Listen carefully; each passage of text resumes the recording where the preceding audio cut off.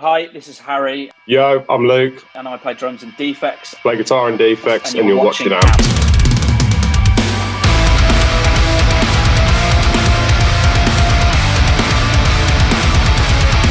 Before we jump into the tour, I think what I wanted to do was just get a little bit of touch on your debut album you just had come out this year, get a little bit about that, and then move into sort of more of the live stuff. Cool. So nothing too crazy, but could you just sort of go into a little bit briefly about more about how the album came to be, a little bit of the process behind it, and yeah, just go from there. Me? Ooh. Yeah, man. So it was, I guess, the long and short of it, it would be like a few years worth of labour of love, a hell of a lot of ups and downs, and then the world stopped, so we carried on, got that done, and then we sort of pulled the lineup together, and then when we could tour again. So it's been a long time coming to get to that point, but by the time we got to tour again, it was like, yeah, let's go, let's full send it. And Big H here put a very good plan together on how we would launch said process, and May 24th, I guess. Sorry, I'm a little bit glossed up today. It was one of those things where, like, we knew we had something special because we had the album. It came out in May, I think. We had the album, and it was kind of like we just needed a plan on how to launch it, because, like, obviously, like, we hadn't even launched the band. We weren't even a thing, and we just pulled together all our experiences from past bands and stuff, and we just said, let's go for it, and here we are in 2024, and luckily people liked the album, and that's all that matters, I guess. Exactly, mate. And just on that note, sort of saying you were in different projects, how did you all come together to sort of kick Defects off the ground, really? Well, I know Luke met James, our guitarist, like what was it, like at a party or something? Yeah, it was in London. We'd been out for a birthday party. We met that way, and then full send on the beers, and one wild night in London leads to us then finding Tony at another wild night in London.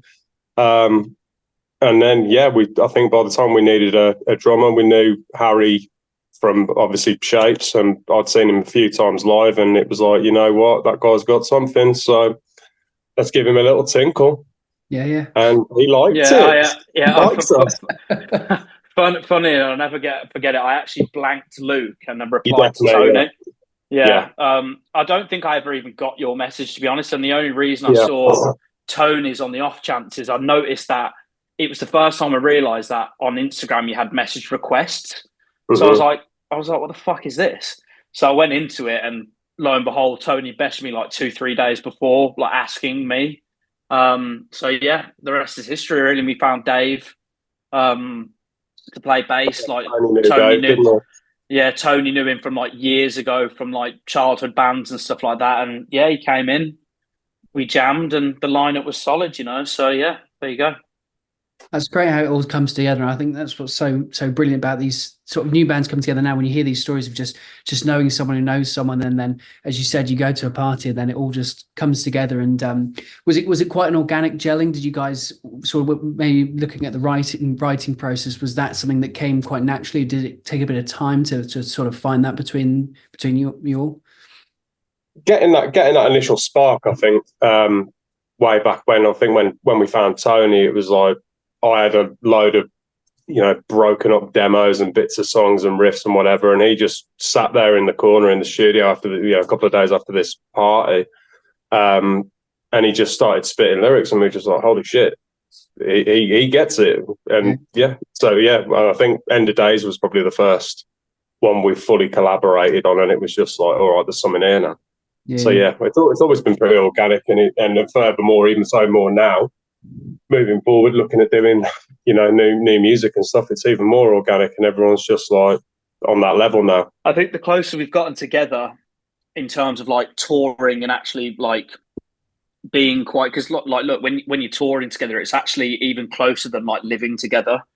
You're seeing everyone at their best, and you're seeing everyone at their worst, and I think sometimes that kind of strains relationships, and sometimes that proves to you who your real friends are and who aren't, you know, because it's the people that either support you in that process or they get fucking tired of you having a bad day, you know what I mean?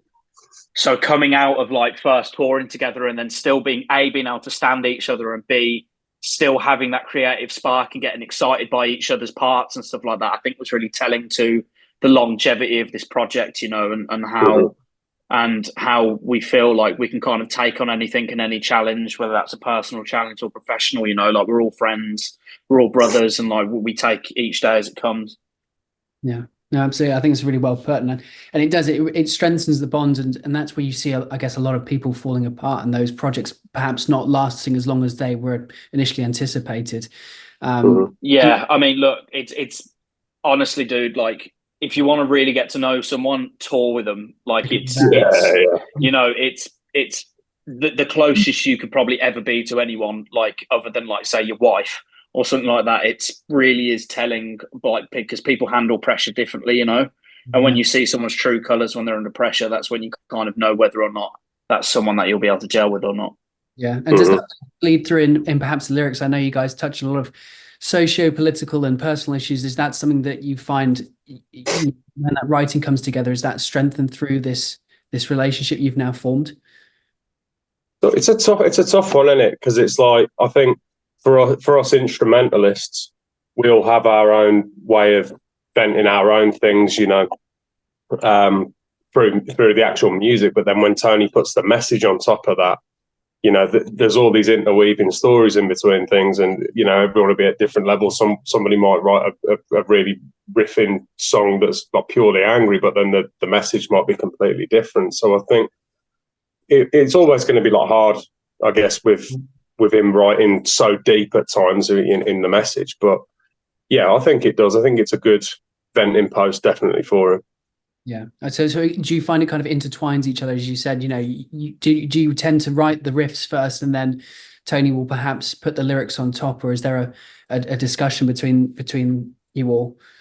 We kind of did when the flow was like good when we were looking at the first album. It was very like riff forward, riff focused, riff head, like that was guiding the direction of what we were doing. But then I think now we sort of work chorus out. If we've got a really slamming chorus, it's just like, you know, you can always make a good riff around something. But if the hooks, we're always looking for that hook, aren't we? So it's, yeah, that's your selling point at the end of the day, isn't it? Building it around that, for sure. No, it's really interesting. I'd say it differs for everyone, right? Everyone has a different way of writing, and I love the way you put that. That's quite an interesting take on that. And sort of looking now onto your tour that's happening next month. I guess the first thing I want to sort of touch on is how did you come to work with Profiler and Knifebite? Was that were they guys you knew in the past? Was it quite? Did that just was that a phone call? We've played with Knifebite before, haven't we? At Download, I think. Yeah, but when we did the RIP thing. I mean, when I first like had the idea to kind of put the tour together, I knew I wanted it to be like branded, so like hence the Bloodlines tour, you know, named after Broken Bloodlines. I knew I wanted to have a theme and all this business, but Profiler and Knife Ride, you know, like the whole thought behind this was kind of like championing British metal and like the different vibes within that, but still in the same vibe, if you know what I mean. So it was kind of like I knew of these bands, you know, and like I really liked how they sounded. Profiler's got that kind of like energetic new metal-y kind of thing going on.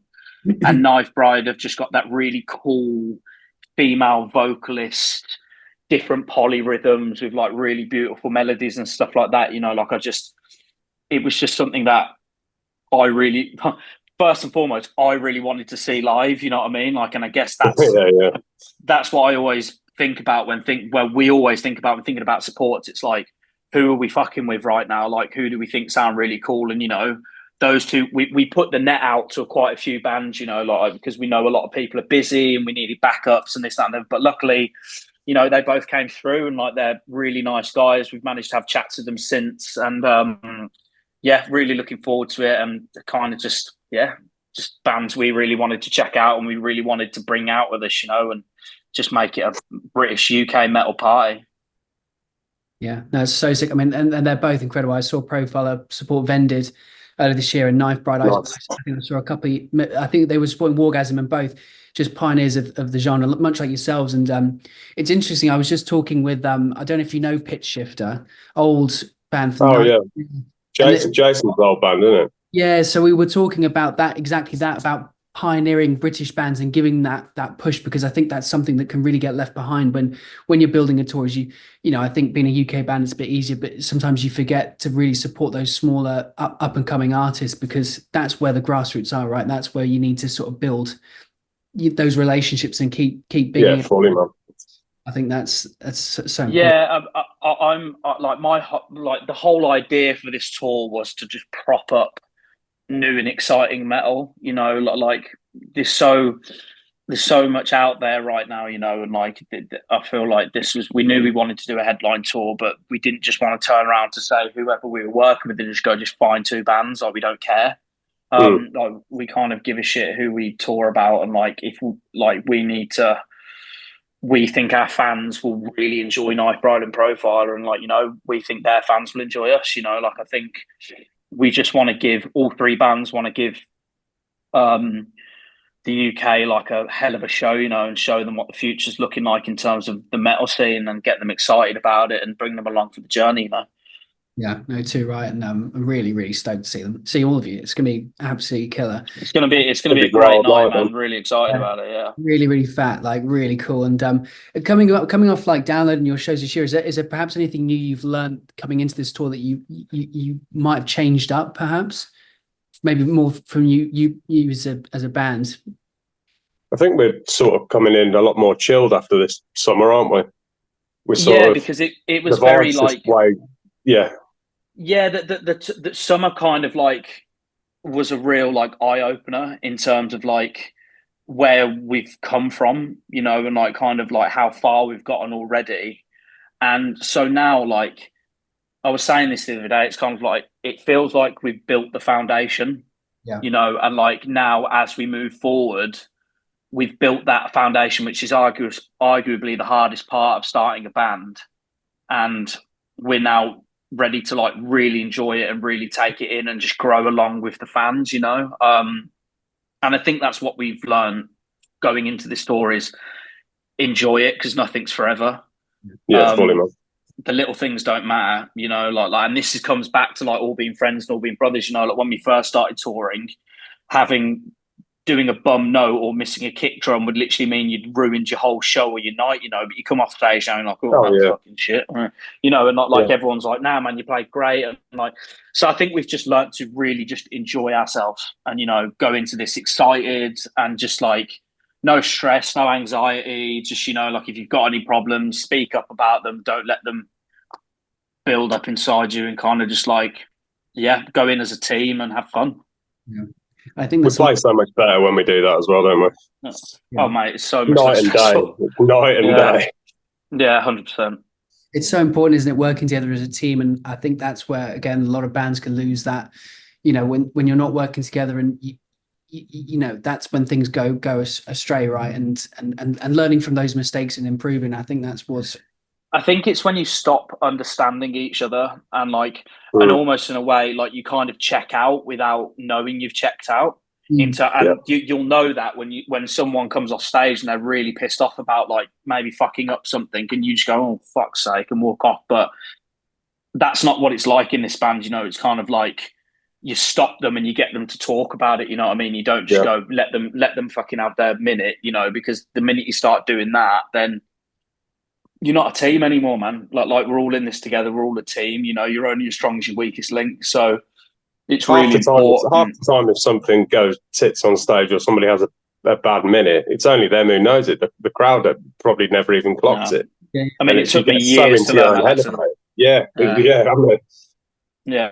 I've only just learned it really. Like I really, if I fluff something, for like a second, I'll be like, oh fuck's sake, like that's really annoying, you know. But it doesn't like ruin my show. Like it doesn't define my show, you know. Like and to be honest, I used to go up to merch and be like, but I did that in that song, and the band would be like, huh?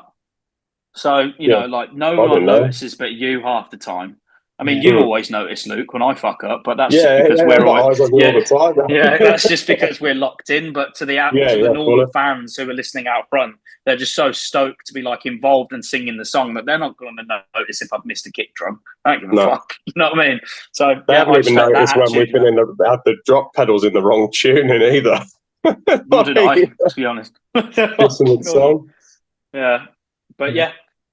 And everyone's lost that energy, and it will always be, it's you're always your best critic, right? And that's the thing. You'll always notice those little things that no one else will ever notice. And I think as long as you can work together as a team, that's what's so crucial and so important when doing those live shows. And 100%, it's so much teamwork, man. Like including our crew, Max, Jack, Simon, Benny. They're as much a part of us as Defects as we are. Like without them, like. We would not be as a tight have a lot ship of brain parts, wouldn't we? Yeah, there'd be a lot of stress, and like they are our brothers as much as us, so you don't do a tour unless you're on the same page, and so far so good. Absolutely. And on the live shows, is there just looking at what we tend to notice is when talking to musicians, a lot of the time a track you sort of made in the studio, when played live, you sort of notice the crowd goes wild for one, maybe not so much the other. Has there been any sort of surprise tracks on the road that you've found that fans have just gone completely ape for that you weren't expecting? Well, the funny thing is with this album, and the reason why I liked it, like the very early demo version of the album when I first got asked, is that there wasn't a song on there, because a lot of what we do and what we have in our minds when we write these songs is we want the crowd to react to them. We want to give them opportunity to know what their cue is to get involved. So I don't think there was any shocks because they've been written with that in mind. So we were just lucky that the fans got the cues, you know what I mean? And they knew what to do, but there's been moments like when we did Dream Awake's always one, isn't it? That second chorus, recurring's always going off, lockdown kicks off. Yeah, I mean, Dream Awake is because obviously the chorus is like kicks in before the end of the song, and it was the first time in the last few months where we heard the crowd louder than us. And I think it's just been like that's what I mean about like the kind of eye-opening moment going into this tour about actually how many people give a shit. And I think that's been this past summer doing these big festivals and stuff has been that moment where you can physically see people singing along. Yeah. And it's a real special milestone, man. Even when you're out in Europe and it's happening, isn't it? It's just like, well, we're not at home now. And it's like, you're getting that reaction. It's crazy, man. Yeah, exactly. It's that energy feedback, right, from the crowd. And that's what's brilliant. I have, if the crowd aren't feeling it, I am not feeling it. Yeah, that's a bad shot. If you see me going wild, it's because the crowd is not. It's everyone member in this band, and probably every other band on the planet will say that you feed off the crowd energy. Yeah. If the crowd ain't feeling it, you just want to get out there as soon as physically possible. Yeah. Like it just completely kills the vibe. Like, and look, not every crowd is going to be into you. That's just how it is. But it's such a personal thing performing in front of people that obviously it's quite deep if you can physically see they're not enjoying it. Like it's quite like it kind of like, ugh. Like they're not always. What am I doing wrong, isn't it? Exactly. You think you're doing something wrong, and like you kind of shrivel into yourself a little bit.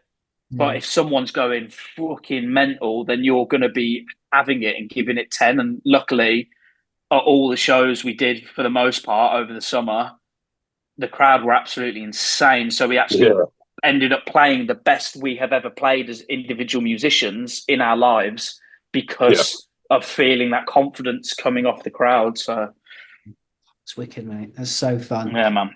Yeah, it was, mate. It's so much fun. Like Download and Grasspot was like the best shows I've ever played, and like the most people we've ever played in front of.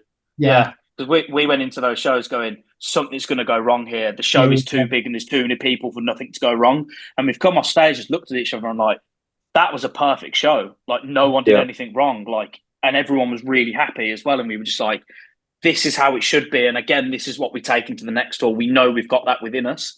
Yeah. So it's given us a big old confidence boost, which is really cool.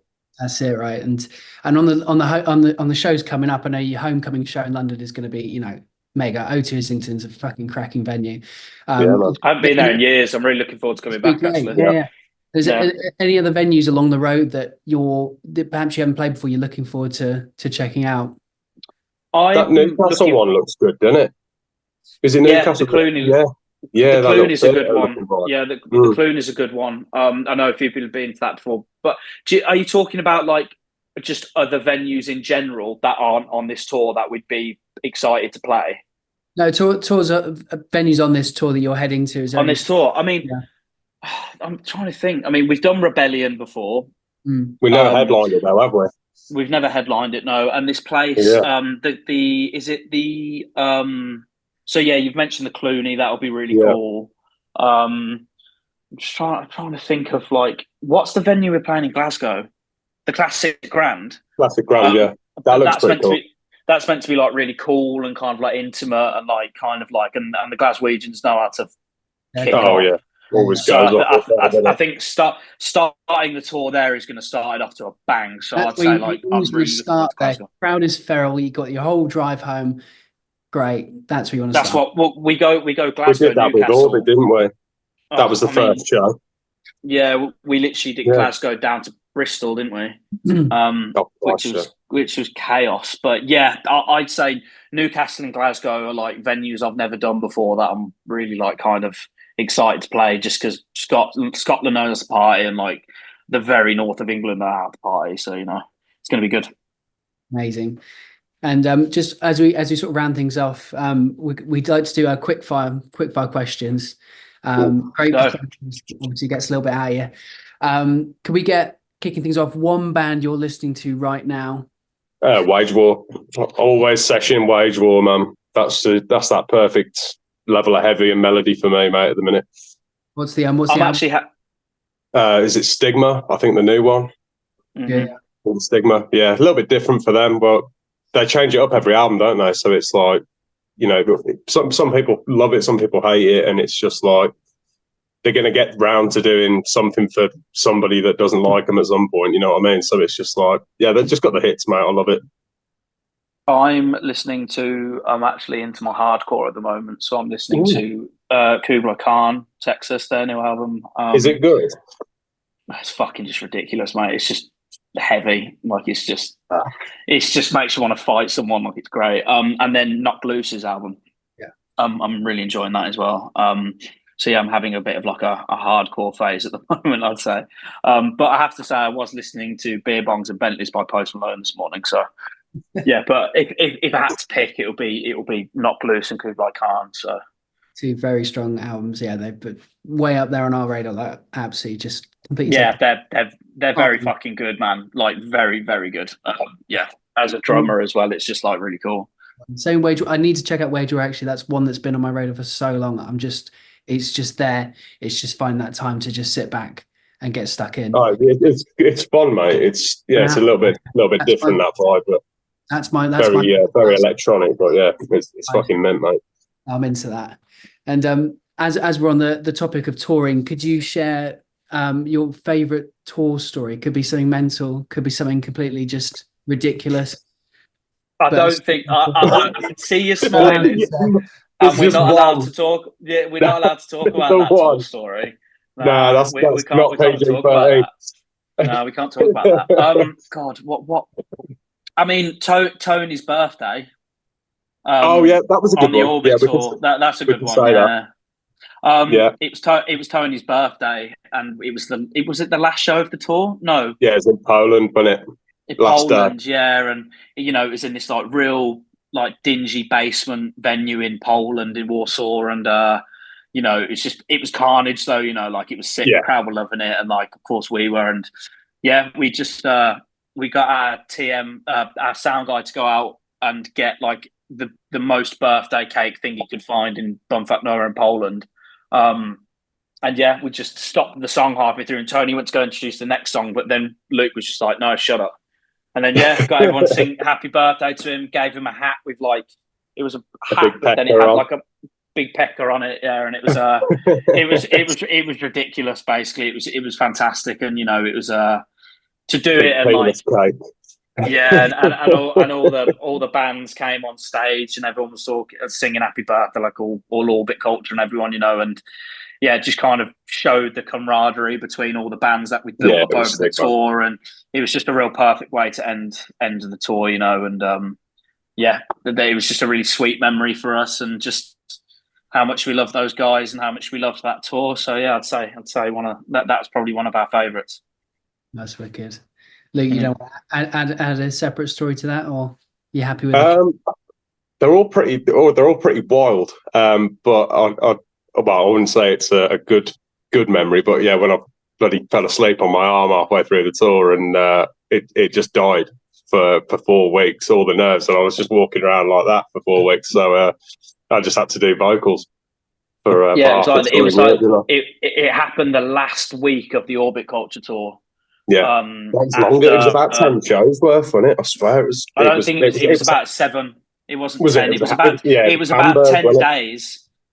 It was about 10 days, but about 7 shows, and just Luke's arm completely died. So I spent an entire morning. Yeah, you and Jack saved that. Putting your recorded guitars on the last few shows on the backing track, and then Luke would just go up there and do backing vocals with Tony. So we were basically we lived had out Tony's dream of 2 vocalists, didn't it? Yeah, but we didn't have David, our bassist, on the tour. It was just me and James playing our instruments, and then just Luke and Tony singing. So it just looked ridiculous. It was so weird, wasn't it? It was so weird, but it worked, and we got through it. So shit happens, and you learn. Yeah. That's a key example of banding together and getting through shit when times get tough, right? Because we knew what we wanted to carry on, and Luke was we've got to keep going. Yeah, we didn't want to go home. Yeah, and we made it work, man. We committed to make it work. So yeah, we did, and we finished the tour, and we had a great time. So look at that, you've lived to tell the tale. Yeah, man, and it works again. Yeah, exactly. Just about. Nice. And one just ending things off, what would be one piece of advice for bands starting out you'd give? Have a plan. Make sure you love your music first and foremost. Be your own number one fan, and just play fucking shows, man. Just don't stop. No matter what it is, just play in front of people, learn your craft, learn your audience. Just don't stop. Because the thing is about being in a band, if you want to do it, you've got to do it. You can't half-ass it. Not in this day and age. It just doesn't work that way, man. It's not easy. I'll be the first one to admit that, But if you persevere and you really believe in your own music, and you just keep getting out there, emailing promoters, talking to bands, going to shows to talk to those bands, and be like, next time you come through, hit us up. We'd love to support you. Just network, man. Get out there. Don't be embarrassed to just hand out a CD or a link, a QR code, Yeah, believe in yourself. That's the main thing. Be confident, go out there, just fucking shout your name from the rooftops, man. Yeah, that's great. That's really good advice. And yeah, man. What do you see next for Defects in 2025? Tour, album. Summer run of festivals, baby. Yeah. And then more lyrics, more everything. And then some exciting plans for the end of next year, but they're in the very early talks, and we're not allowed to even say anything about them. So yeah, we're looking for a big old summer. We're going to be coming to a lot of cool festivals. We're already writing, it's sounding amazing. We're looking at getting back out there at the start of next year to reach into summer. A lot going on at the moment, man. We're not planning on stopping anytime soon. So keep your eyes on us, and we'll be near you very soon.